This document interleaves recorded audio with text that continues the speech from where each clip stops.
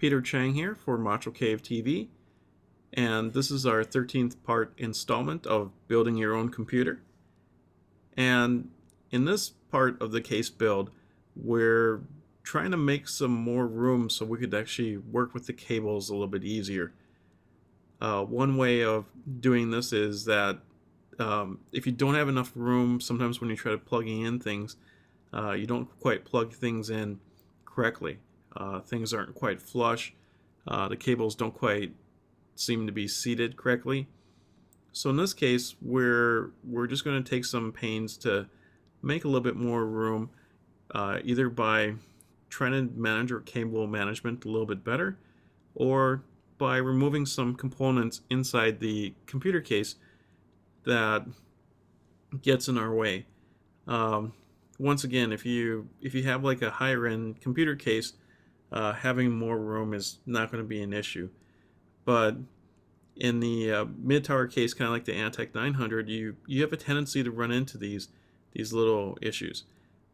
In this case, we're going to go ahead and install some SATA cables, and we just installed the in this case we're using the Marvell controllers, so it gives us SATA 6 speed to our Blu-ray burner.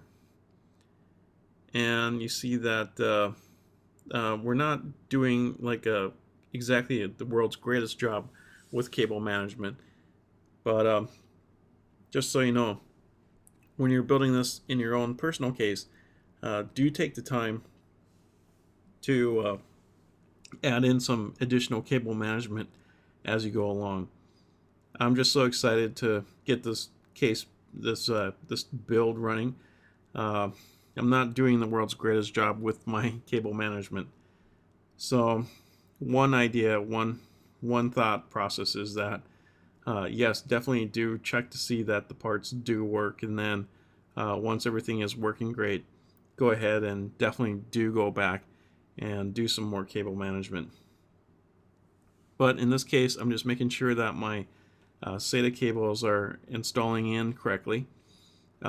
Before, from the when I wasn't kind of scrunching the cables, the SATA cables weren't connecting all the way in, so I'm just making sure that I got the cables in correctly. The other part of the cable management is that the middle drive bay, once it's pushed all the way in, it actually has the you see this? This is what it looks like when it's actually pushed all the way in, and there's room for another internal case fan in here, but I find that the system does run cool enough I may not need this case fan.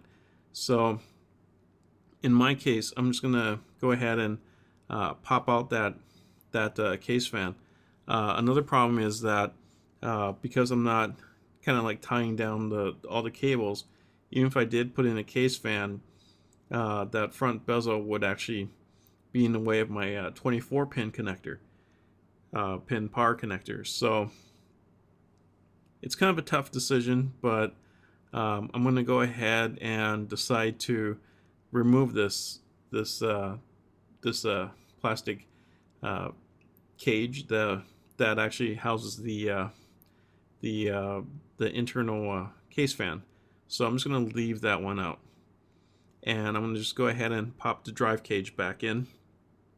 And without that exterior case panel, I now have more room. So if you're watching me build out my case and you're comparing this to your Antec 900 case at home, I'm going to have a little bit more room, but then I made a trade-off because I'm leaving out that fan panel. Now, if you're going to overclock, do like extreme overclocking, and you're just relying on air cooling, I would say take the time, make the time to actually do some really good cable management, and definitely you want to leave that fan panel in there.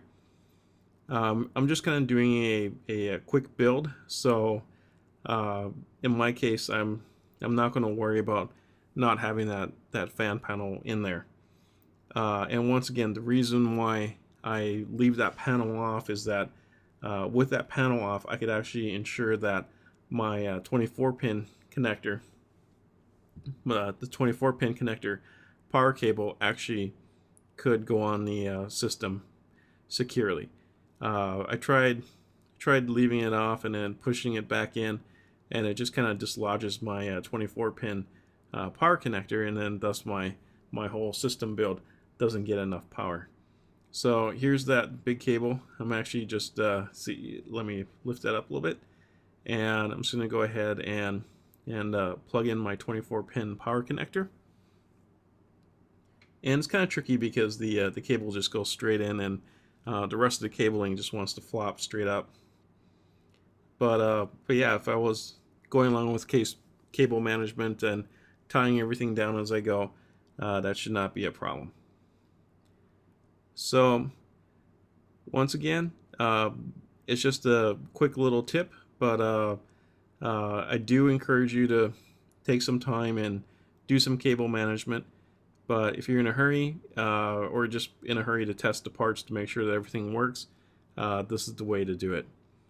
And once again, thanks for watching my video, and just remember, everything matters.